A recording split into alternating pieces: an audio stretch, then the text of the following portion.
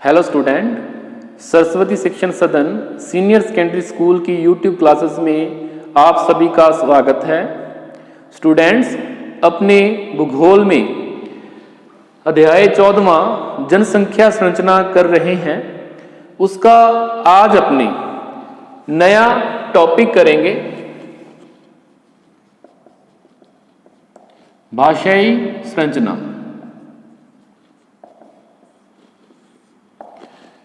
ठीक है, भाषाई संरचना की अपने बात करें तो भाषा किसी जातीय समूह की पहचान की सूचक होती है। एथनिक ग्रुप जातीय समूह की पहचान की मुख्य सूचक होती है। अपने को पता चलता है कि भाषा से कि वो किस जातीय या मानव जातीय समूह से संबंध रखता है व्यक्ति। ठीक है, तो इसी आधार पे अपने स्वतंत्रता के पश्चात जब राज्यों के पुनर्गठन की बात आती है तो उनके या राज्यों के पुनर्गठन का मुख्य आधार भाषा को रखा गया था। भाषाओं या भाषा के आधार पर राज्यों का पुनर्गठन किया गया था और इससे जो विभिन्न भाषाएं हैं उनको एक नई पहचान मिली भौगोलिक वितरण प्रतिरूप के रूप में। ठीक है, एक यहां पे स्टेटमेंट दिया हुआ है गियर्सन का के अनुसार, गियर्सन के अनुसार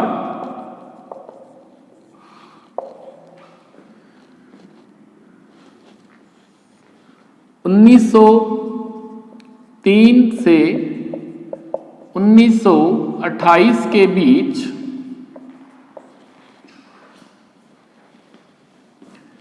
एक सर्वेक्षण में पाया गया कि भारत में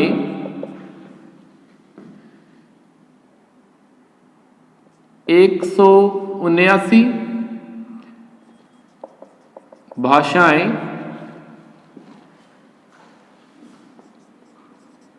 एवं 544 बोलियां भारतीय लोगों द्वारा बोली जाती है।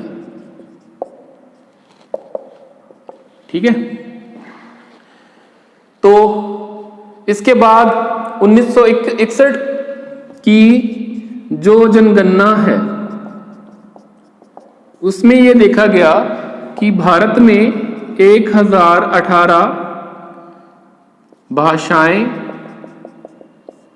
एवं बोलियां हैं और भारत में संविधान के द्वारा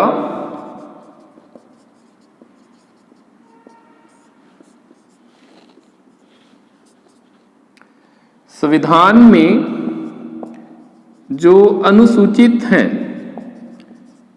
अनुसूचित भाषाएं जिनको अपने शेड्यूल लैंग्वेज कह देते हैं, वो कितनी हैं? 22 हैं।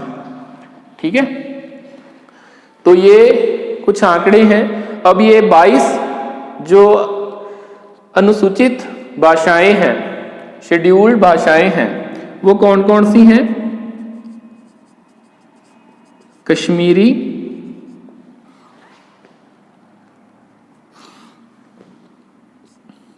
उसके बाद पंजाबी, हिंदी,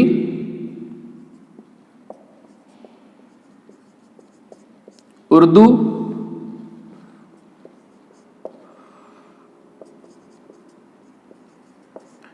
सिंधी,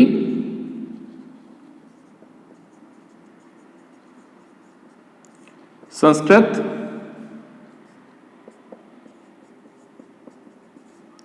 डोगरी कश्मीर रीजन में ही है, फिर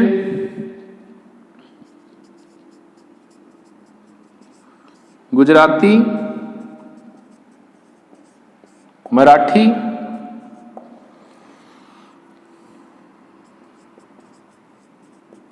कोंकणी, कन्नड़,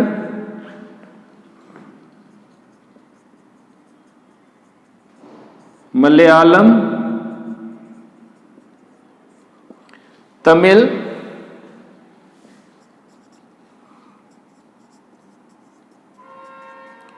तेलुगु,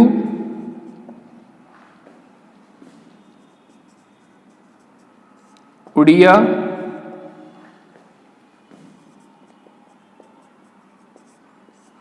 बंगाली,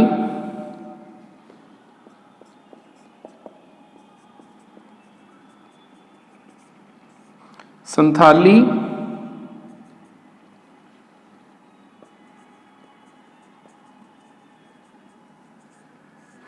मैथिली,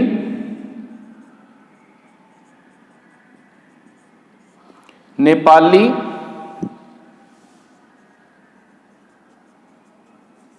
असमी, बोडो और मणिपुरी। ये शेड्यूल्ड लैंग्वेज अनुसूचित भाषाएं जो 22 हैं अपने संविधान में, ठीक है। इसके बाद अपने बात करते हैं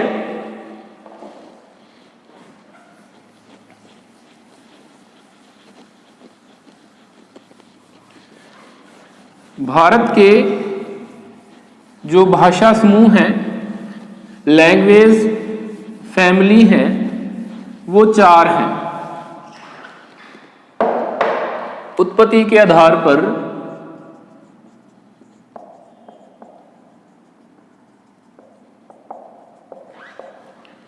चार प्रकार के भाषा समूह हैं। कौन कौन से हैं? इसमें आ गया इंडो यूरोपियन, दूसरा द्राविडियन,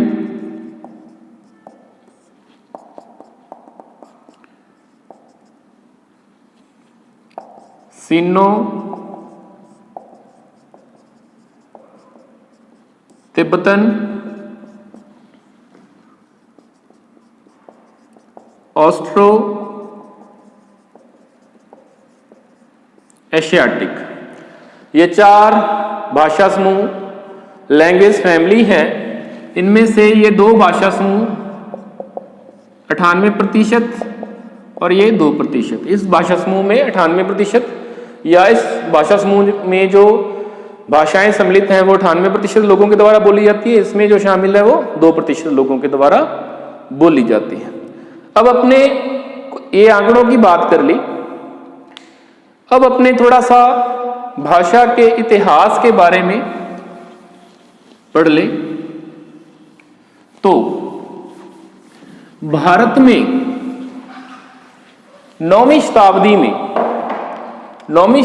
में या 9वीं शताब्दी से पहले तक की अपने बात करें, उसमें संस्कृत भाषा का महत्वपूर्ण स्थान आता है। प्रशासनिक कार्यों में यह सर्वाधिक बोले जाने वाली यह महत्वपूर्ण भाषा संस्कृत थी। उसके बाद मुस्लिम काल की अपने बात करें तो उर्दू व फारसी मुख्य भाषाएं हो गई। मुख्य जो आधिकारिक प्रशासनिक भाषाओं के रूप में काम किया जाने लगा या उपयोग में ली जाने लगी। फिर ब्रिटिश काल में उर्दू व फारसी को अंग्रेजी भाषा ने स्थानांतरित कर दिया और आधिकारिक भाषा, आधिकारिक प्रशासनिक भाषा के रूप में उपयोग की जाने लगी। फिर स्वतंत्रता के बाद या पश्चात अपने लिखें, हिंदी मुख्य भाषा के रूप में बोली जाने लगी देश के बहुत सारे भागों में, मोस्ट पार्ट ऑफ इंडिया, बहुत सारे भागों में बोली जाने लगी और समझी जाने लगी। इसका महत्व इतना रहा कि ये सबसे प्रसिद्ध हुई और भारत की राष्ट्रीय भाषा के रूप में जाने जाने लगी। हिंदी विश्व में तीसरी सर्वाधिक महत्वपूर्ण या सर्वाधिक बोले जाने वाली भाषा है।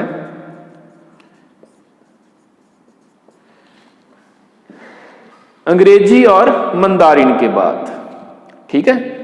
और भारत की अपने बात करें तो 2011 की जनगणना में 48.69 करोड़ लोगों के जो मातृभाषा के रूप में हिंदी थी, उसका उपयोग किया जाता था। लगभग 40.22% लोगों के द्वारा बोली जाती थी। 40% से ज्यादा लोगों के द्वारा हिंदी है जो बोली जाती थी। इसके अलावा अपने कुछ अन्य भाषाओं की बात कर लें, ये हिंदी की बात हो गई। इसके अलावा एक बंगाली भाषा है जो भारत में लगभग 8.7% लोगों के द्वारा बोली जाती है।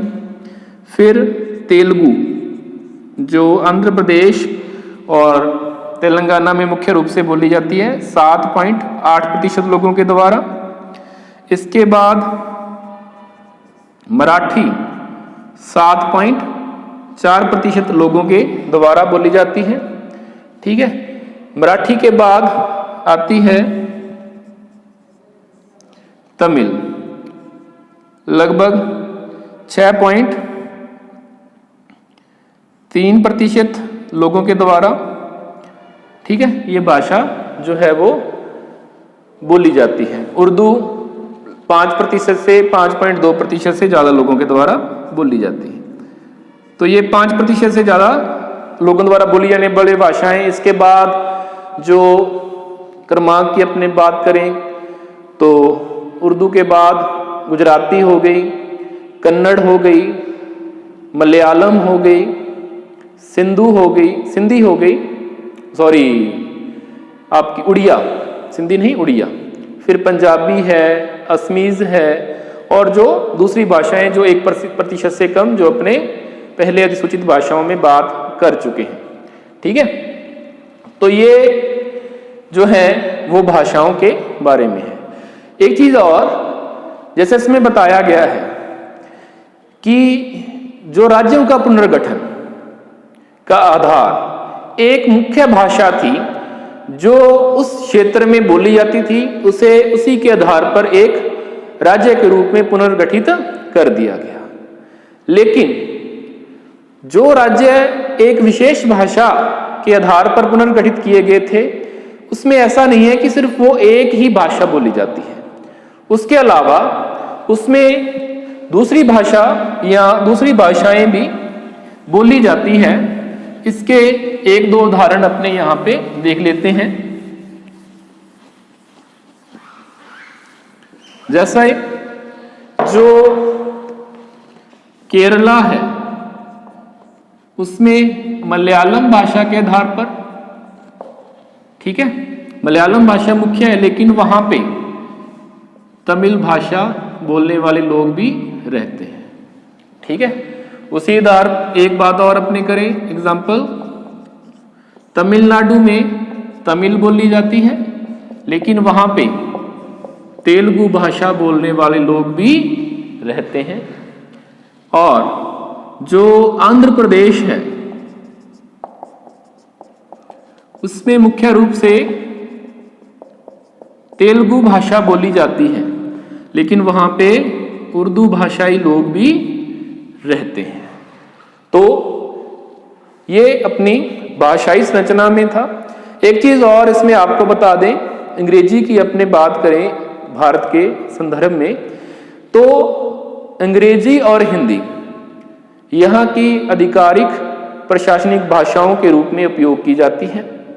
और जो अंग्रेजी है उसका विशेष महत्व उन राज्यों में और बढ़ जाता है जो गैर हिंदी भाषाई क्षेत्र हैं, विशेषकर दक्षिणी भारत के राज्य, यहाँ पे हिंदी मुख्य भाषा के रूप में नहीं प्रयोग की जाती, वहाँ पे अपनी स्थानीय भाषा के साथ अंग्रेजी भाषा का उपयोग ज़्यादा किया जाता है हिंदी के स्थान पर। ठीक है, हिंदी मुख्य रूप से जो है वो उत्तरी भारत में बोली जाती है।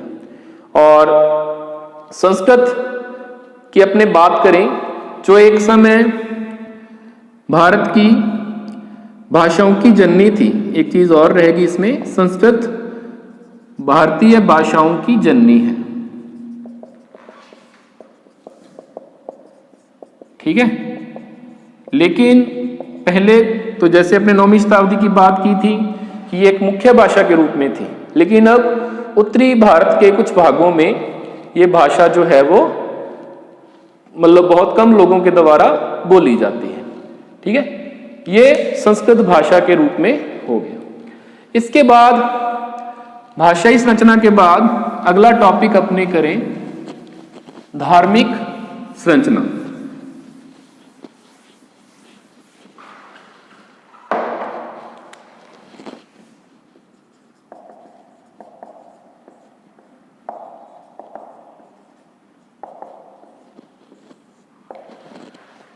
धार्मिक संरचना की अपने बात करें तो भारतीय जनसंख्या की धार्मिक संरचना इसकी एक भारतीय जनसंख्या का मुख्य पक्ष है, क्योंकि यहाँ पे विभिन्न धर्मों के लोग रहते हैं।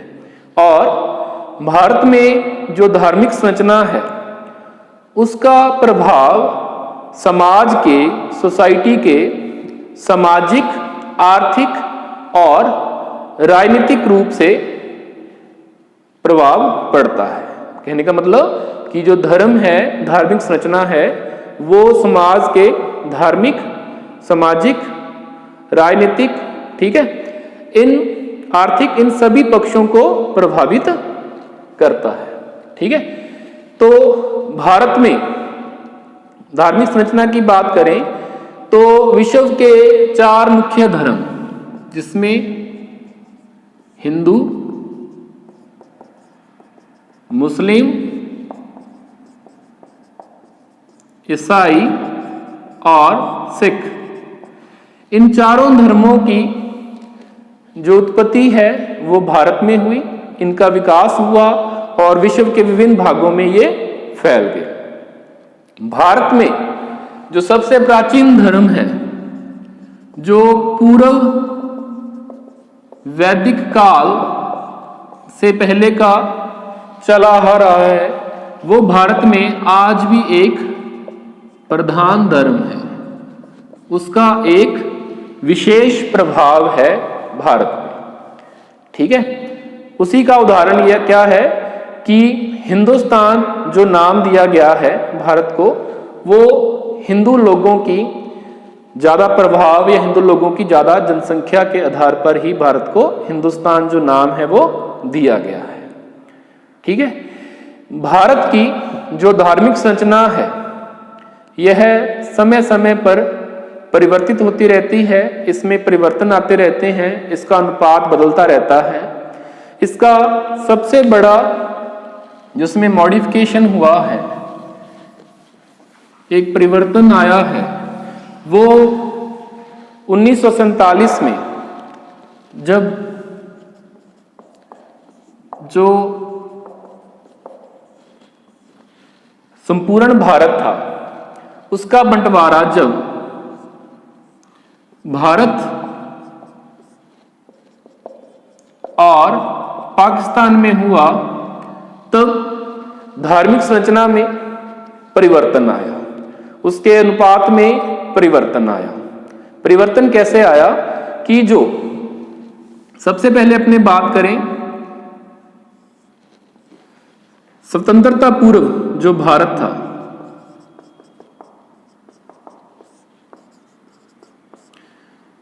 या अपने भारतीय उपमहाद्वीप की बात करें,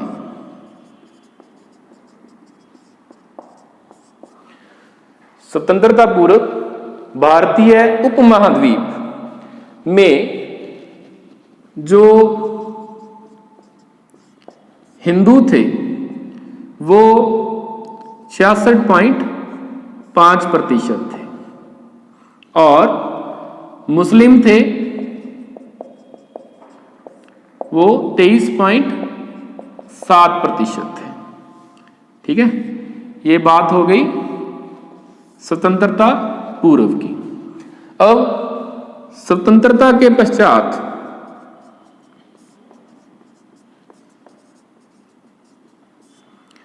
जो भारत बना उसमें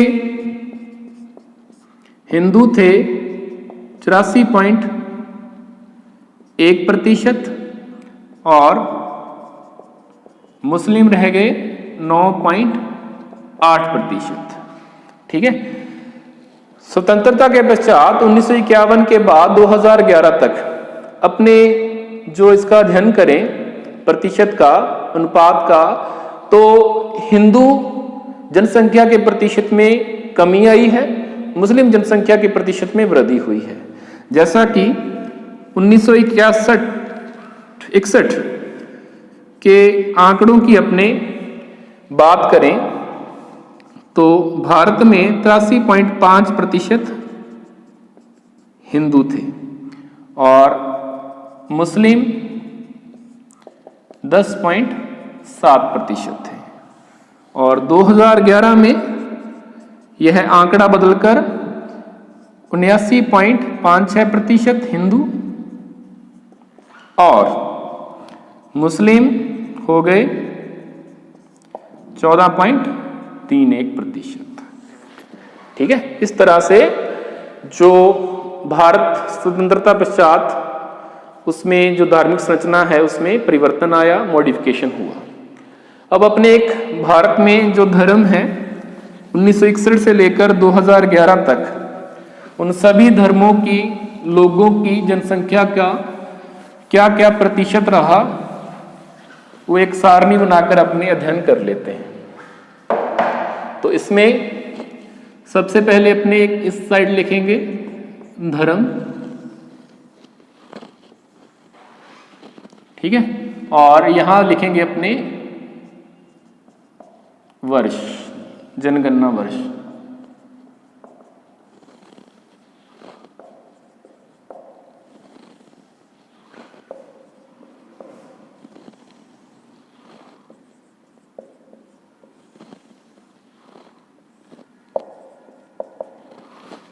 ठीक है, तो धर्मों में हिंदू, मुस्लिम, ईसाई, सिख, बौद्ध, जैन और अन्य। तो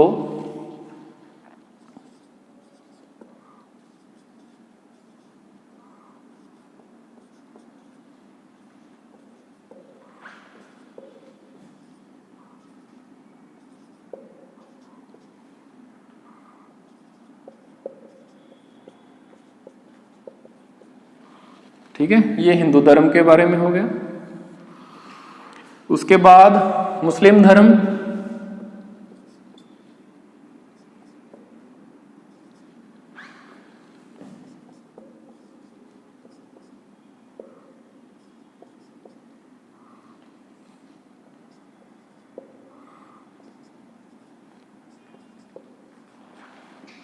ये मुस्लिम धर्म हो गया, उसका प्रतिशत।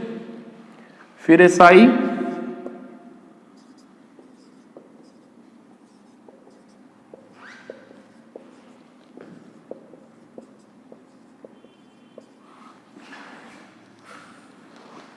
सिख धर्म,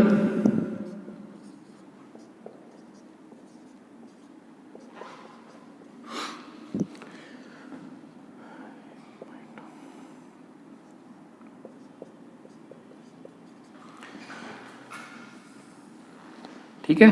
इसके बाद बौद्ध धर्म की अपने बात करें तो 0.7, 0.7, 0.77, 0.77, 0.77। जैन धर्म की बात करें 0.5, 0.5, 0.5, 0.41, 0.41, 0.41 और अन्य धर्मों की बात करें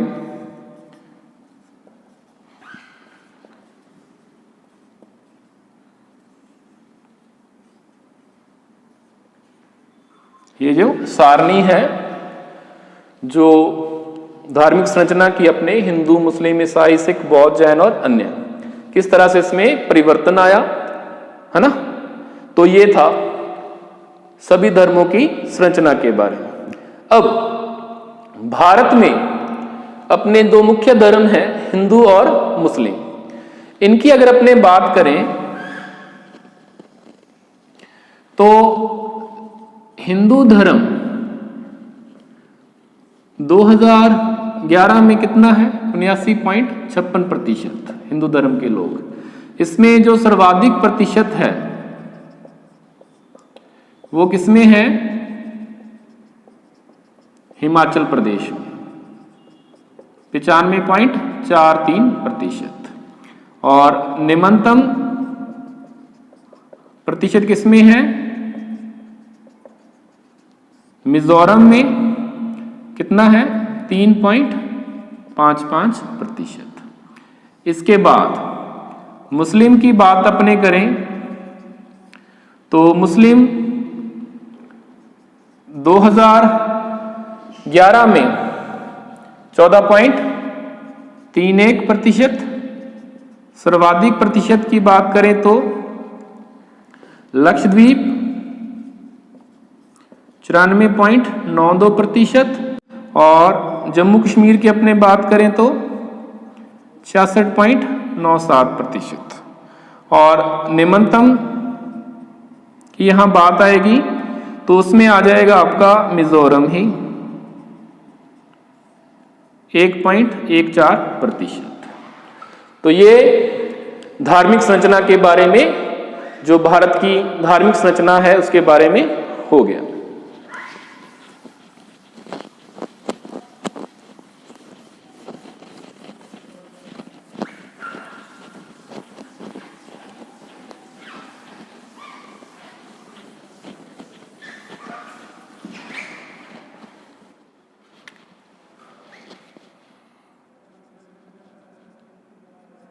अगला टॉपिक अपने कर रहे हैं प्रजातीय या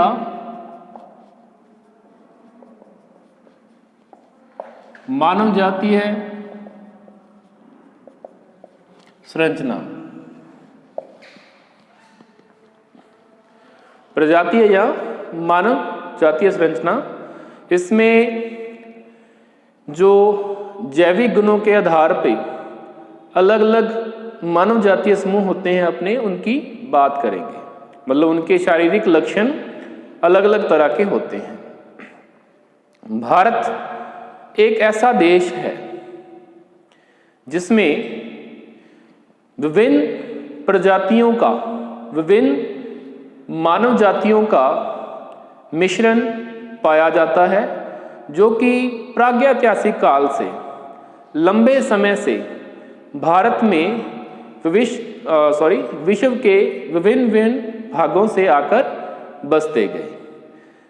वर्तमान में अपने भारत का जनसंख्या वितरण प्रतिरूप देखें तो उसमें विभिन्न प्रकार के मानव जातीय या प्रजातीय समूह आपको देखने को मिलेंगे। ये उसी का परिणाम है कि भारत में जो मिश्रण होता रहा है समय समय पर विभिन्न प्रजातियों का, ठीक है। और भारत के लिए ये भी कहा जाता है कि भारत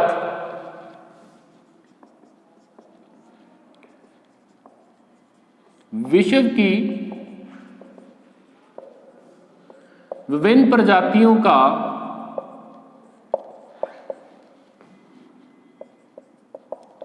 संगम स्थल है। यहां विश्व की सभी मुख्य प्रजातियां पाई जाती है, ठीक है। इसी वजह से इसे संगम स्थल कहा जाता है। प्रोफेसर मित्रा के अनुसार पंचानन मित्रा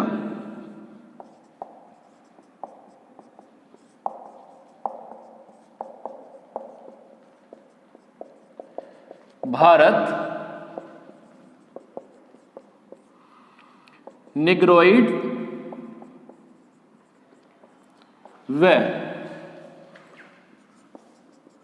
ऑस्ट्रेलॉइड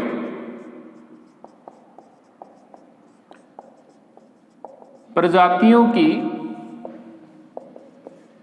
मूल या मातृभूमि है, मतलब उनका उद्गम भारत से हुआ है।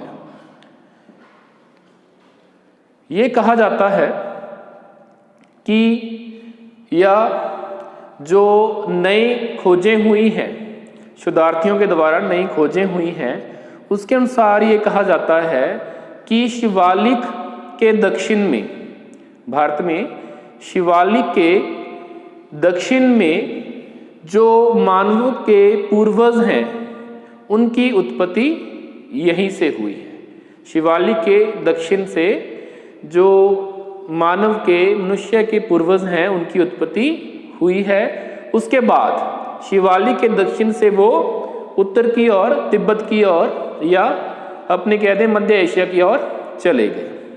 ठीक है, ऐसा कहने की वजह क्या है कि जब शिवालिक या दक्षिण शिवालिक में खुदाई की गई तो वहाँ पे विभिन्न जानवरों और मनुष्य के बहुत सारे कंकाल पाए गए, जिससे ये अनुमान होता है, प्रूव होता है, साबित होता है कि जो मानव के पूर्वज हैं उनका उद्गम शिवालिक के दक्षिण में ही हुआ।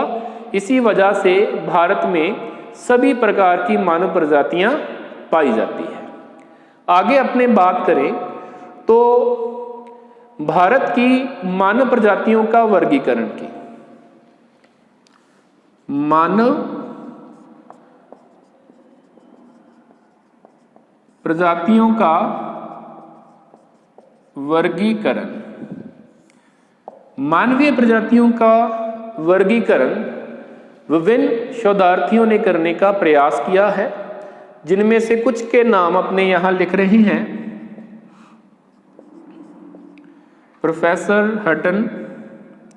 हेडन,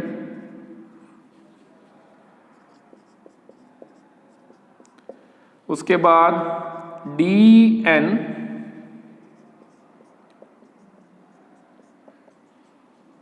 मजूमदार,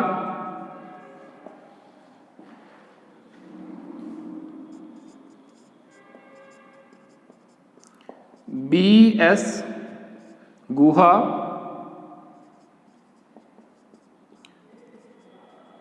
हर्बर्ट रिजली, इन्होंने मानव प्रजातियों का, भारत की मानव प्रजातियों का वर्गीकरण दिया है। इसमें से जो B.S. गुहा हैं, भारतीय मानवशास्त्री, इन्होंने भारतीय पुरातात्विक सर्वेक्षण विभाग का डायरेक्टर रहते हुए भारतीय प्रजातियों को वर्गीकृत किया है। इन्हीं के वर्गीकरण को अपने पढ़ेंगे कि कौन कौन सी मानव प्रजातियों में वर्गीकरण किया है। तो इसमें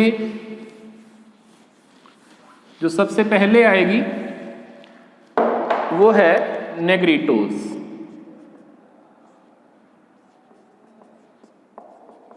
निग्रिटो, इसे भारत की मूल प्रजाति माना जाता है, लेकिन कुछ शोधार्थी, कुछ पश्चिमी वैज्ञानिक यह मानते हैं कि यह मूल रूप से अफ्रीका की प्रजाति है और भारत में ये अफ्रीका से आई और बाद में दक्षिणी प्रायद्वीपीय भाग के जंगलों में आकर बसने लग गई। इसकी कुछ विशेषताओं की अपने बात करें तो इनका कद छोटा होता है, सिर छोटा होता है, वह जो इनका माथा है वो उभरा हुआ, फॉरहेड माथा। इनके होंठ होते हैं, मोटे होते हैं, नाक चौड़ी होती है, बाल ऊनी होते हैं, ठीक है। जबड़ा चौड़ा होता है। यह एक एवोल्यूशन है, इसमें विकास है। आप देखोगे कि ये सबसे प्राचीन प्रजातियों में आती है, सबसे नवीन प्रजातियों में आती है मंगोलाइड।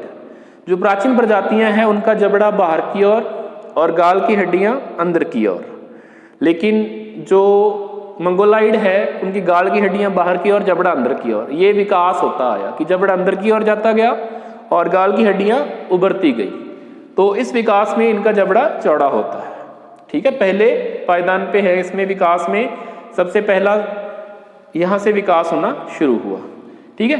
तो ये हो गए इनके कुछ लक्षण। अभी वर्तमान में अपने बात करें तो भारत में ये बिखरे रूप में मिलते हैं।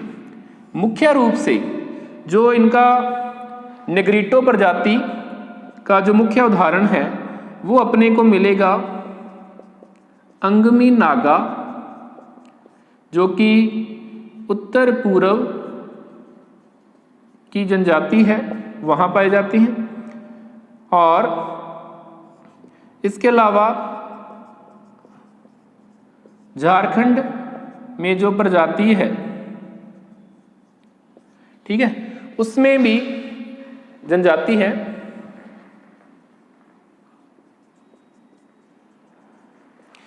उसमें भी ये नेग्रिटो प्रजाति का उदाहरण आप देख सकते हो, ठीक है। तो ये हो गई नेग्रिटो प्रजाति। इसके बाद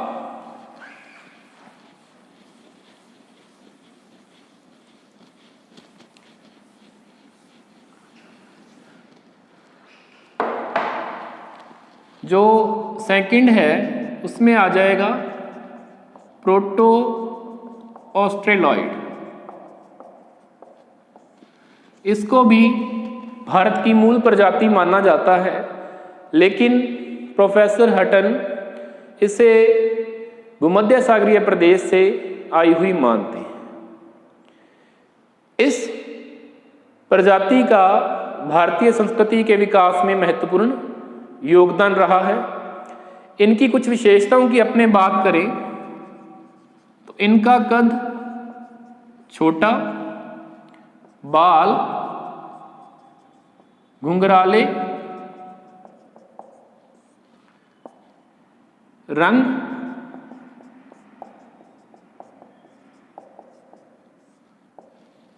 सांवला पाया जाता है, ठीक है। और ये जो प्रजाति है इसके जो वंशज हैं उसमें आपके आ जाएंगे भील, कोल, मलायन,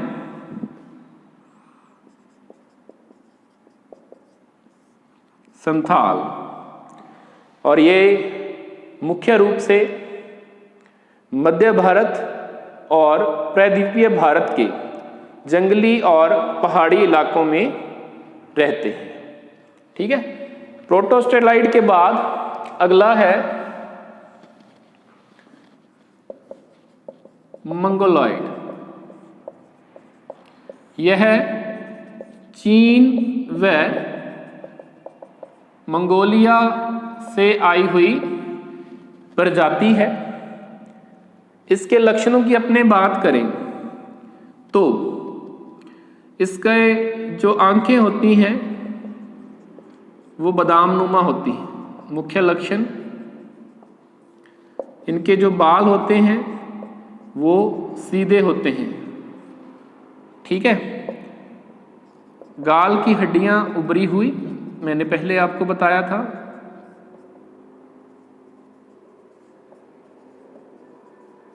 ठीक है, उभरी हुई पाई जाती है और इनका रंग या वर्ण जो है वो पीलापन लिए हुए होता है।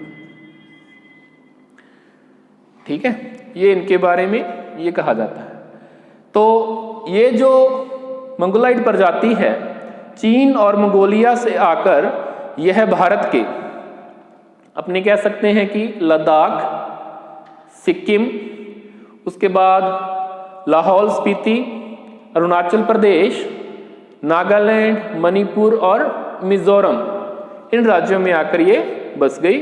इसके 2 उपविभाग और हैं जिसमें पैलियो मंगोलाइड और दूसरा है इसमें तिब्बती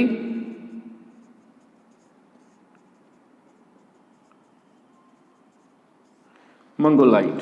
ठीक है, इसके बाद अगली करते हैं अपनी प्रजाति, वो है भूमध्य सागरीय।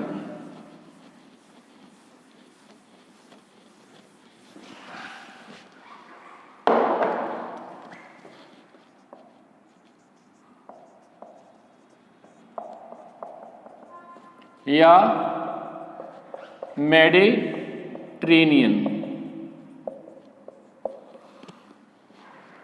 ठीक है, भूमध्य सागरीय प्रजाति के बारे में ये कहा जाता है कि ये भारत की मूल है, लेकिन भूमध्य सागरीय प्रजाति के बारे में कहा जाता है कि इसका जो उद्गम है वो पूर्वी भूमध्य सागरीय प्रदेश से या जो अपना दक्षिण पश्चिमी भाग है एशिया का, वहाँ से इसका जो उद्गम हुआ और भारत में आई। इसका भारतीय संस्कृति के विकास में महत्वपूर्ण योगदान रहा है। ठीक है, इस प्रजाति के 3 भाग किए जाते हैं जिसमें पैलियो मेडिटेरेनियन, दूसरी मेडिटेरेनियन और तीसरी ओरिएंटल।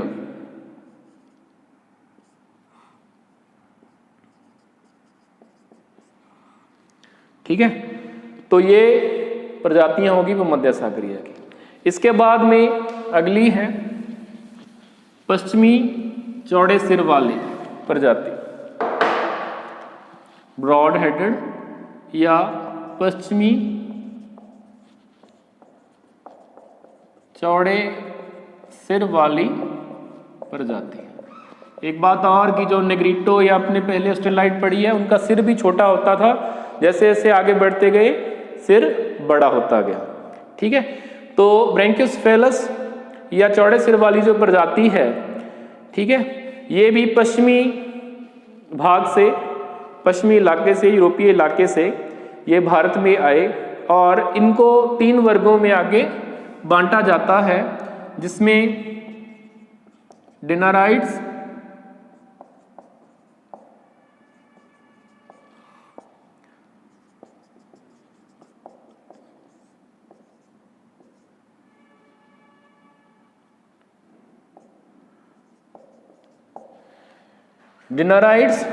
आर्मेनॉइड्स और अल्पिनॉइड्स। ठीक है, 3 भागों में इनको बांटा जाता है पश्चिमी चौड़े सिर वाली। लास्ट में जो है उसमें आ जाएगी आपकी नॉर्डिक प्रजाति जो है वो उत्तर पश्चिमी भारत में पाई जाती है। ठीक है, उत्तर पश्चिमी भारत में ये प्रजाति पाई जाती है। लंबे कद वाली प्रजाति होती है, हष्टपुष्ट शरीर वाली प्रजाति होती है। तो ये भी पश्चिम से भारत में प्रवेश किया और भारत के उत्तर पश्चिमी इलाकों में आकर रहने लग गई।